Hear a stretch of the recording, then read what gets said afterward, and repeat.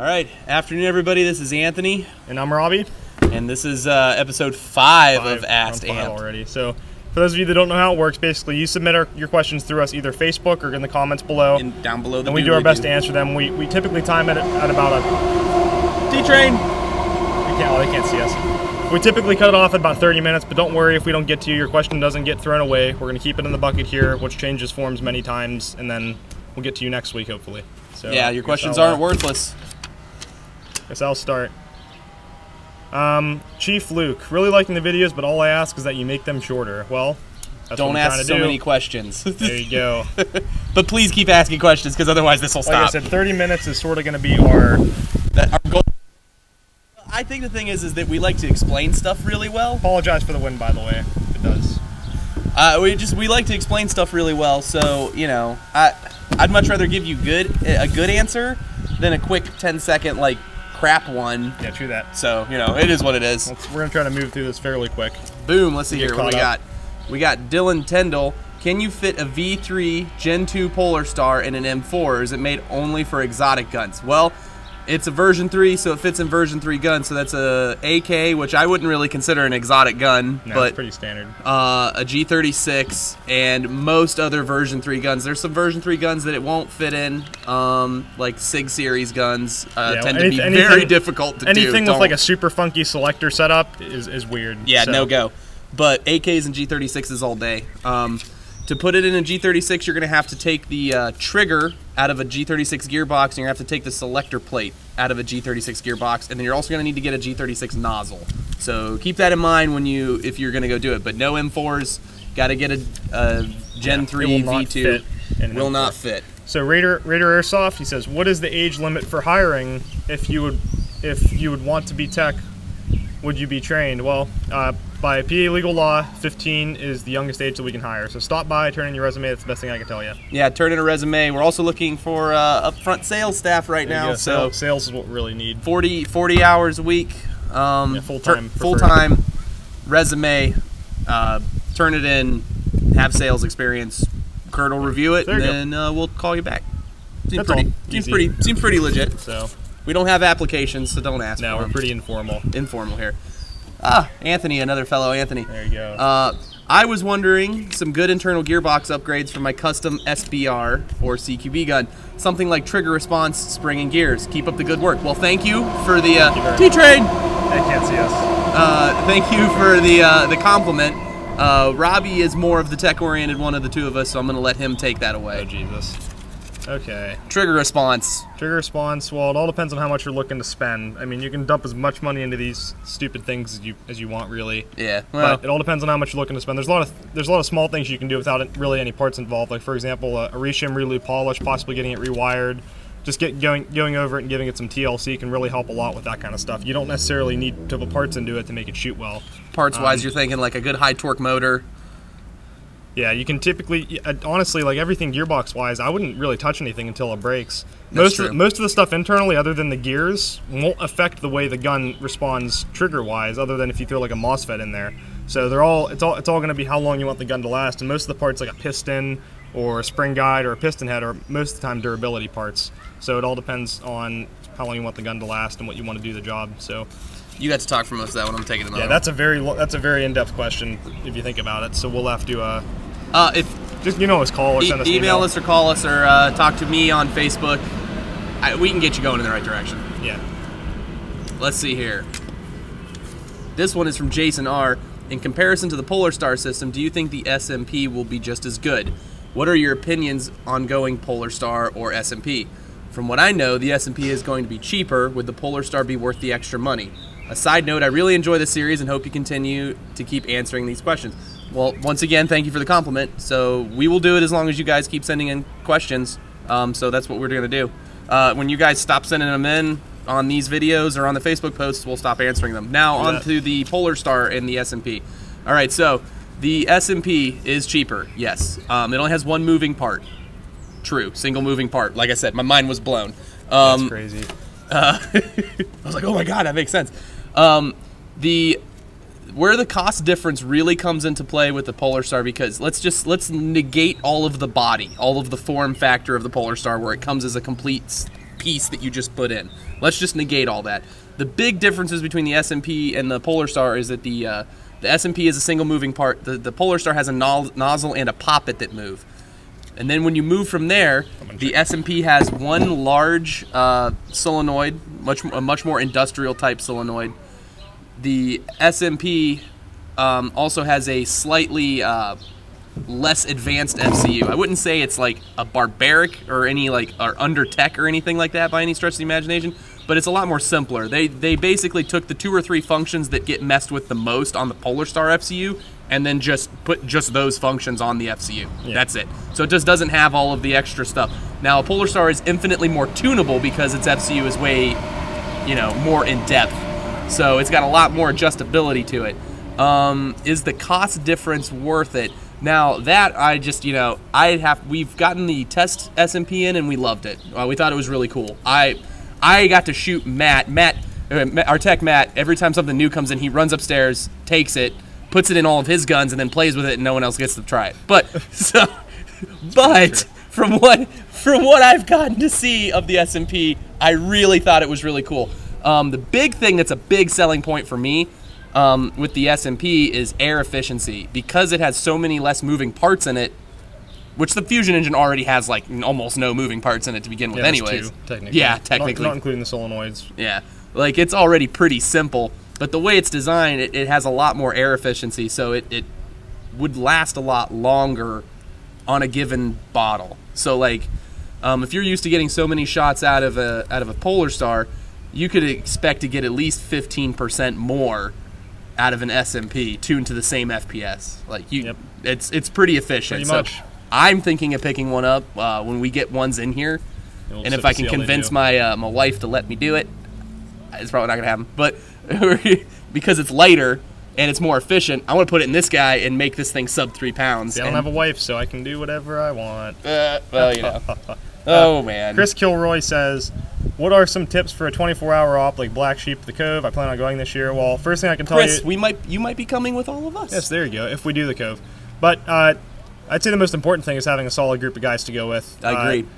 Teamwork is huge at those games. It's absolutely huge. And especially the 24-hour game like that where there isn't a break every 24 hours and people get grumpy, it's really easy to get pissed off at people when they're not doing their job. And when you have a crap team and you don't have guys that are rolling with you and aren't willing to do what you have to win, over that 24-hour time period, you start to really notice more and more flaws with what you're doing, if there are any. So it brings out a lot of frustration if you don't know. First step, if you don't train, and I'm not going to say go run drills or whatever, but when I say train, I mean do some more airsoft oriented training. Like go with the group of guys you plan on playing with to local games, and then just put yourself in situations where you need to see who's good at what and what you guys can do. Absolutely. And then play, because there's experience where you're in the military and you do live fire training, or you go on missions, or if you're BB warsing and you just go to ops. You need to have a strong sense of teamwork, and you need to be able to trust the people that you're with.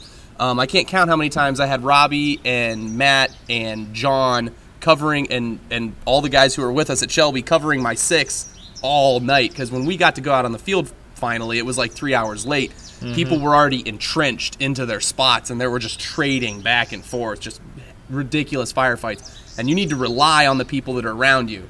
You need to be able to trust them. Furthermore, pack food. Ditch all your non-essential gear and just get rid of it. Lighter the better. Every extra pound is gonna really suck after a couple hours.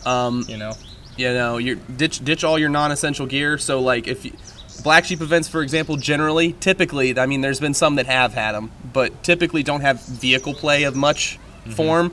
So if you generally carry a 203, ditch that. If you generally carry 203 shells, ditch those. The pouches, all that crap. Just get rid of that. Also, because of the way those games are designed, you're not blowing through ammo as fast as you will at open play style games. Because of the way they're semi, and because of the general teamwork aspect. The teamwork aspect, and the way you're pushed into situations, you don't go through that much ammo. I went through 5 mags in 24 hours at Shelby.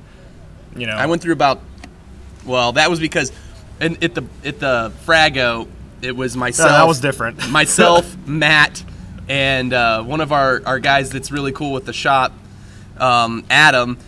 those were the two saw gunners, and I was their A gunner. So I was calling out shots for them. They were suppressing, and then whenever the guy would stick his head up, I'd dome piece him. And so I burned a lot of mags at Shelby, but I used up all the last of my beautiful 4-gram BBs, and they are all gone. Yeah, I was busy eating BBs for the rest of our team with one other guy.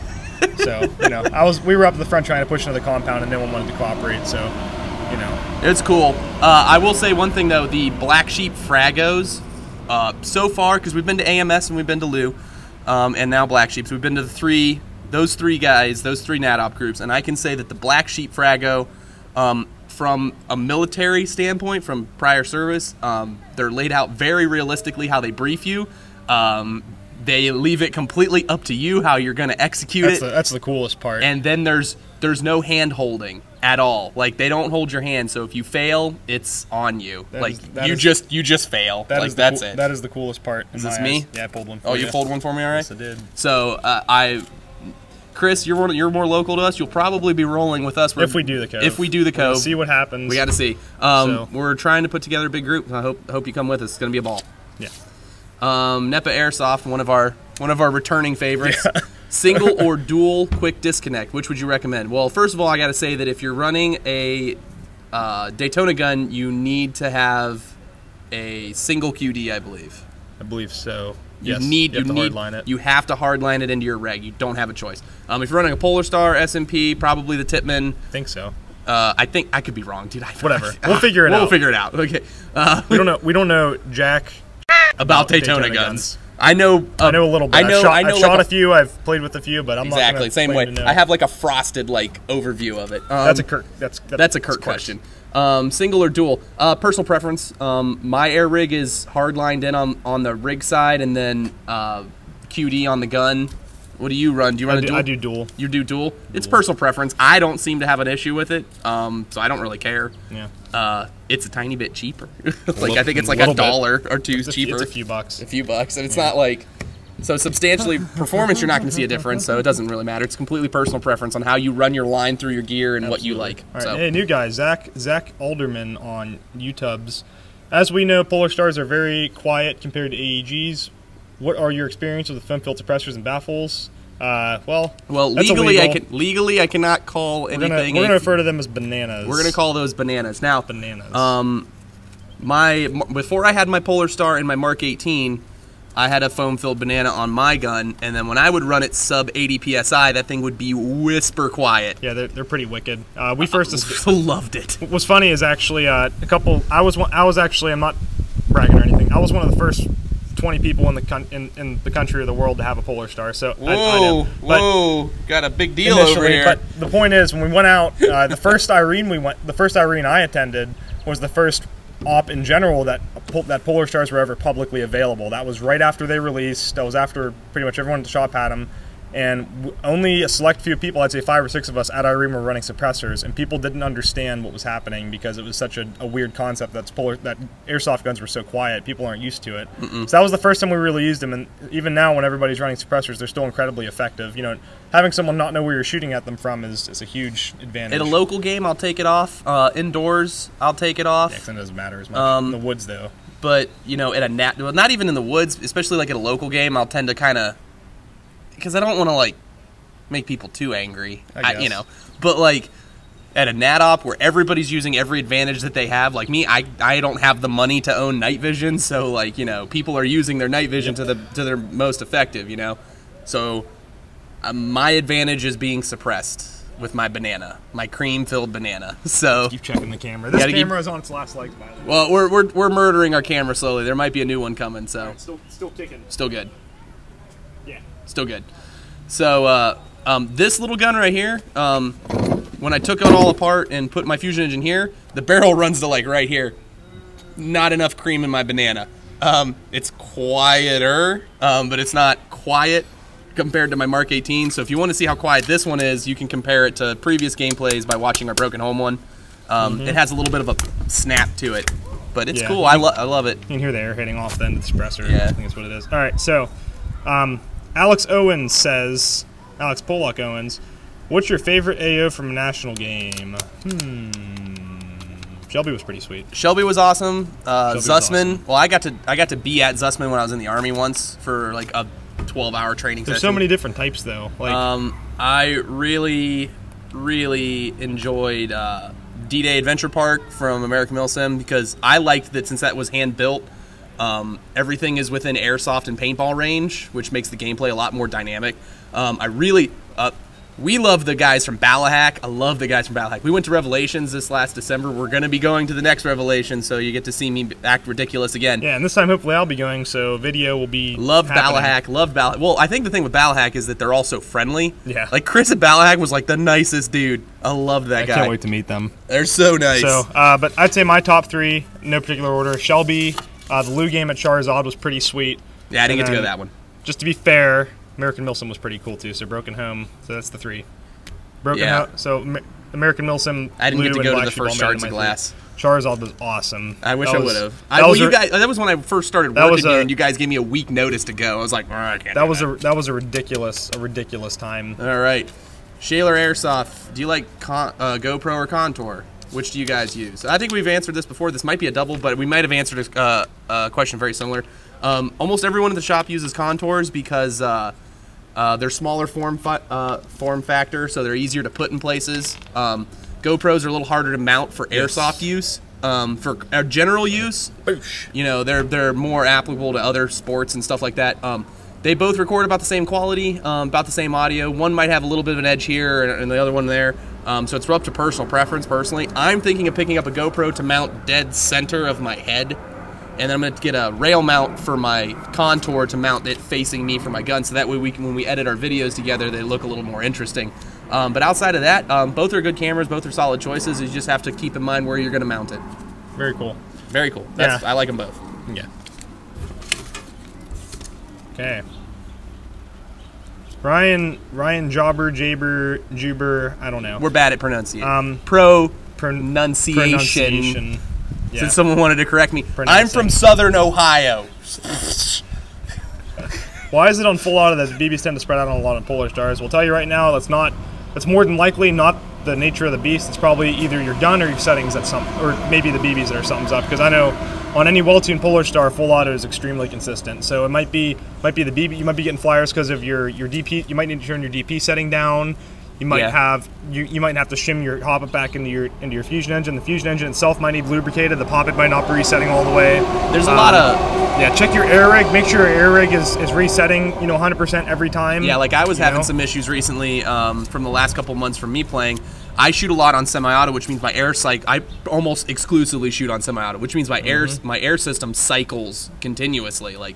So instead of doing like when I pull a burst on full auto, it cycles open and it just stays open for however many rounds I shit. But whenever I'm cycling on semi-auto, it's like click click click click click click click, and the air rig is having to keep up with me. Well, I wore out the spring inside my air rig, so now that I replaced it, I went from having like a 10 FPS variance to like a 1. Yep. So it can be small stuff like that. Small little things. But yeah, once you get everything tuned, it's not the PolarStar's fault. You just got to get your setup honed in, and it should be very tight. The big problem, and I agree, and I understand this for some people, is that they don't have the facility or the time or the ability to try out all this stuff. But he's being super serial, but I think we'll be fine. It'll be okay. Tokyo Marui speed loaders. Inside joke. Farrell will love that. All right. Anyway, so yeah, I can get you as close as you want on the internet. But the thing is, you got to shoot your gun. It's that simple. You got to shoot your gun. I can't stress enough. Like, I can tell you all the settings and everything, barrels, whatever, pop-ups, hop-ups, whatever. You got to actually test fire your gun. All right, simple. Well, I know this feel. So, Jason M, do you guys sell clothes for smaller people? Because I'm only 11. I buy everything from Amp. Do you guys just don't have clothes that fit me? But do you sell certain sizes of clothes on your website? Unfortunately, no. Clothing-wise, small regular. There's extra small regular, but small regular is the smallest that we carry for the most part.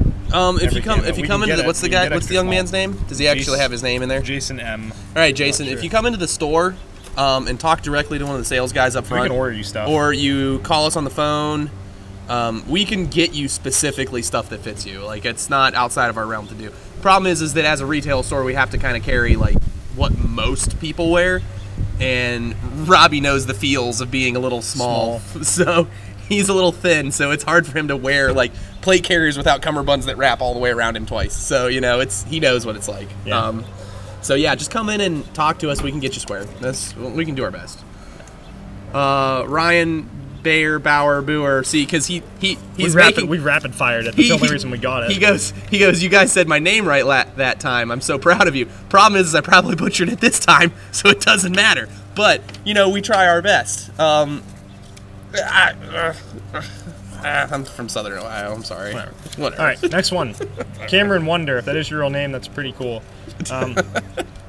Are you guys content on playing Airsoft in PA, or would you rather go play in Callie? This question is in reference to non-milsim games. Well, tell you what, the fields in Callie look really cool, but they do have some really cool fields. They do have some really cool fields, so I'll just say that. You know, I wish we had the land and the availability that California players do field-wise. However, no matter what, I don't really want to play anywhere that's sort of biased towards a non-milsim attitude. You know, like it's hard. Milsim, people take milsim way too seriously. Way too seriously. It should be a loose term. Milsim can be anything. Capture the flag can be milsim, because tell you what, it's all matter of the attitude you go into it with. So it doesn't matter. So you know, for like a game with capture the flag, you can take capture the flag and turn it into a game called Down Pilots. Same exact game, just with a different motive behind it. Milsim feel so to it. As long as there's an objective and everyone's serious and there's no one running around in red and blue paintball uniforms. Oh, you're gonna call those guys out. Yeah, see, that's what I don't want to associate. All right, here's what I'll say: is that there's certain things that I like to do when I play, and there's certain ways I like to play, and certain games I like to play.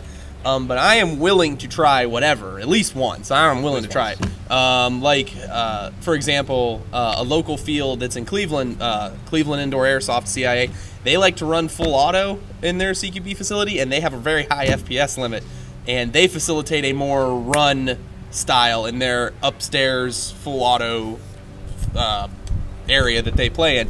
And you know, I'll play it. I don't mind it. I thought I had a good time. It's not necessarily something that I would jive for every moment, but I'll try everything once. I will say though, California, like seeing some videos like SC Village and like just all these like really crazy fields, like I'm a little jelly bean at that. I wish we had that. I wish I had more fields like that. We don't have anywhere to play. There is nowhere to play around here other than Steel City. I wish we had more places. But yeah, local to Pittsburgh, trying to get land. There's only like Steel City. There's Mercer up north, which is about an hour away, and then you got to venture into Ohio. And there's not a whole lot to the east or the south of Pittsburgh. So whenever we want to play, we generally have to travel. It's the nature of the beast. Yep. Okay, so Philip Geigel, I think that's how you pronounce that. What do you think of the Wolverine SMP, and could you do a review later on? As we said earlier, we like it a lot. We like it a lot. We're going to do a full review and honest, because we're starting a new series. Our honest guys talk about stuff honestly reviews. I'll link myself a little bit, but we just released the Beretta fish gun review, so if you haven't seen that yet, check it out and let us know what you think. Yeah, so that was our honest opinion. Honest opinions of the Beretta, but yeah, we're gonna do that. We need to get an actual production model, because the one that we had was a sample, so I can't make a good opinion on a sample. I need to actually have the production model and run it for a little bit, and then we'll make a video about a real honest opinion about it. Like no crap, just honest. So I liked it so far though. Yeah, we'll just see what it brings to the table. All right, Foolmeister asks, at Black Sheep events, do you sleep on the field or at a separate base? On the field meaning sleeping bags, tents, and such. You can do either, really. Everything's allowed. So there were people, for example, at Shelby and at Skirmish, there were people sleeping on the field. However, we snuck up on a bunch of dudes sleeping in sleeping bags and told them to go back to respawn. You better have someone watching your ass, because if you don't, that's just what happened. Getting shot while you're sleeping, I don't imagine to be very pleasurable. When we were at Shelby, we took all of a 45-minute nap. Yeah. So when the game started, we started playing. We didn't stop until we took one 45-minute nap at the CP, where I woke up every 5 minutes by somebody screaming at me. Don't forget, this was after vending for 2 days with minimal sleep. Like 3 hours a night before that. So and the however many hours of driving we had to do to get there. It was like 14 hours. So like it was super milsim. Super milsim level 12. Like it was. Part ninja. Why not complete ninja? But inner barrels, AG, but you can include HP and gas systems. How short is too short and how long is too long? That's a good question. Do you feel big enough? Do you feel the big enough difference between a 363 and a 506 or 509 M16 or longer? No. So here's my thing about barrel length. I'm gonna point at this. If I had my MP7, I'd point at that too. Yeah, your MP7. We forgot to grab that. We were gonna put it on the table too. This gun has a 185 millimeter barrel, shooting at 360 FPS equivalent. On my air rig, I'm shooting 250 plus feet with this gun. My thing about barrel length is that you should never use a barrel unless it matches the aesthetic look of the gun that you're trying to run. There's not a whole lot of advantages to running guns that are 8 feet long. Like, it doesn't exist. If you like the look of your gun and you want it to look a certain way, then by all means, if you want an M16, I'm never going to tell you not to run an M16, because M16s to me look cool. Yep. So I like M16s, but if performance-wise, you don't really get a whole lot of benefit out of running a super long barrel. I tell people that if they are going to find themselves playing in various environments, to stick no longer than 3.63, like 14.5-inch barreled M4, or your AK equivalent, whatever your gun, that you just run it. Yep. Because you won't see a whole lot of difference. Because we've run into a lot of times where people have put ridiculously long barrels without a lot of tech knowledge in behind what they were doing, and they had a gun that was shooting sub 200 FPS because the barrel was too long for the gearbox setup. And tell you what, that matters a lot more in AEGs. With PolarStars, the fusion engine's a general system. You can put whatever barrel length you want on it, and it doesn't matter because it's putting out so much air. With AEGs, there's a little more work you have to do to make sure you have the correct volume of air going to your BB. So there's a lot of math. So if you're on like a CQB setup on like a 500 or 600 millimeter barrel, your performance probably isn't going to cut it because you're not physically pushing enough air. You have to really. There's a lot more science behind an AEG than there is. Well, I don't want to say science. There's a lot more work put into AEGs when it comes to setting it up for a certain barrel length than there is with a PolarStar. Performance differences, though, I've noticed that there's some setups. I'm not going to say that it's every setup, but I'm going to say some setups I've noticed shoot tighter groupings with longer barrels. But distance-wise, no. Because Eric has this exact same gun as me, our shipping guy, and he even runs a shorter barrel in it. That's why mine's louder, because his whole thing is suppressed. So his barrel only goes to here, and he has a higher quality barrel than me, and he shoots just as far and just as tight at groupings. So, it's more of it seems to be more of a consistency thing. Longer barrels typically give you a little bit tighter of a grouping, but not by much, with PolarStars at least. So, Zachary Tyrone, I probably butchered it that time. Oh, and major props for pronouncing my last name right. Not many people can get it right. Well, if I messed it up this time, I'm sorry. I'm sorry, my bad. We'll pound through a couple more here. We're getting toward the end. We're getting towards the end. Let's see what else we got. Got one of our neighbors backing out. Let's see here. Kevin Sosi. How to figure out what my barrel size is for putting a Miracle barrel in my Scarl. Well, the first thing you have to realize is what type of Scarl do you have? There's two standard barrel lengths on a Scarl. There's the 14.5-inch barreled standard carbine length. That's the longer one typically of the two. That's a 3.63 millimeter, and then the short barreled CQBR is a 10.5-inch barrel. It's equivalent to a 285. That's about a 285. So whatever a manufacturer's equivalent to that is. So most NATO, let's just use this right here. Most NATO guns, okay? Most NATO guns, barring any really weird ones like Tavors or L85s, like bullpup ones like that, most NATO guns run at either 14.5-inch, 20-inch, or 10.5-inch barrels. All right, that's just 90% of them. So like ARs, M16 is a 20-inch barrel, that's a 509. 14.5-inch is a 363. 10.5 is a 285. So just whatever's close to your equivalency right there for whatever barrel you're looking at, because Orgas run a little shorter than most type bores. They run it like a 285. For an Orga would actually be a 260 because that's how short they cut their barrels. So, it just depends, but that's your equivalencies. So there you go. All right, well, we're gonna have to cut the head off the chicken here. All right. So we still have a bunch more questions. So those will stay. Those will stay. Those will be there for the next time. Check out our new videos where we're going to start doing long-term reviews of guns and stuff. So we're thinking about doing a long-term 6-month plus review of a KWA LM4 ERG Magpul PTS electric blowback gun. And then we're going to do a lot of stuff. So I really appreciate the comments. Keep your eyes out. I've been trying to do a lot better on the editing, and it seems like a lot of people are responding well. So thank you for all the nice comments, and hopefully I'll keep delivering some good products to you guys. So once again, this has been Robbie. This has been Anthony. So you guys have a good night. Have a good evening. Peace. Let's do it.